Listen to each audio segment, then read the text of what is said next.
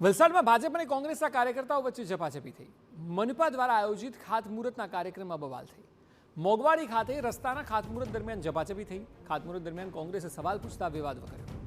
12 મીટરનો રસ્તો મંજૂર છતાં 9 મીટરના રસ્તાનું કામ થવા અંગે સવાલ પૂછ્યો।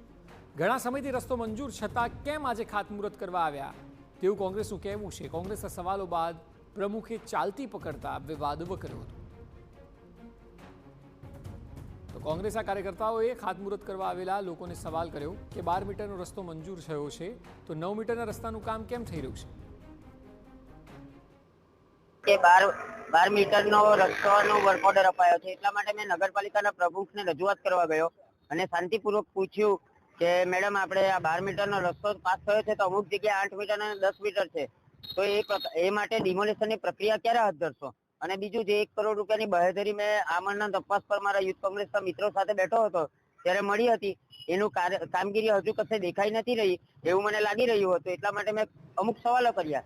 એમાં ભાજપના અમુક કાર્યકર્તાઓ અને ભાજપના અમુક કોર્પોરેટરને મરચા લાગ્યા અને મને સાઈડ પર લઈ જઈને અભદ્ર।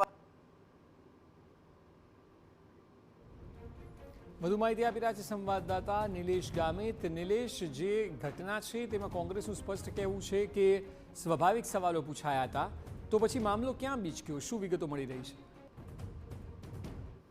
અને કોંગ્રેસ વચ્ચે જે વિવાદો સર્જાયા છે એમાં કોંગ્રેસ દ્વારા સવાલનો મારો શરૂ કરવામાં આવ્યો। તેમાં ખાસ કરીને 12 મીટરનો રસ્તો મંજૂર થયો હતો અને 9 મીટરનો બનાવવામાં આવ્યો છે, પ્રકારના આરોપ પ્રત્યારોપ કરવામાં આવી રહ્યા હતા। અને જે અગાઉ પણ આ જે કે કાર્યકર્તાઓ વચ્ચે જે શાબ્દિક ટપાટપી થઈ હતી એમાં આરોપ પ્રત્યારોપ કરવામાં આવ્યા હતા, જેને લઈને આજે જે વખતે રસ્તાના ખાતમુહૂર્ત સમયે જે પ્રકારે વાતાવરણ થયું હતું જેને લઈને ભાજપના કાર્યકર્તાઓ ગુસ્સે ભર્યા હતા અને નીકળી ગયા હતા। સમગ્ર ઘટનાક્રમમાં જે હવે નજીકના સમયમાં જે વખતે તાલુકા પંચાયત જિલ્લા પંચાયતની ચૂંટણી આવી રહી છે તેવા સમયે એકબીજાને નીચે બતાવીને પોતે રાજકીય રોટલો શેકવાનો પ્રયાસ કરતા એ પ્રકારનું સમગ્ર વાતાવરણ બન્યું હતું। વાતાવરણ દંગ થવાના કારણે સામસામે આવી ગયા હતા અને સમગ્ર ઘટનાક્રમમાં હવે પોલીસ ફરિયાદ નોંધાઈ છે કે કેમ તે દિશામાં ચર્ચાઓ થઈ રહી છે। અક્ષય જી, આભાર સમગ્ર માહિતી બદલ।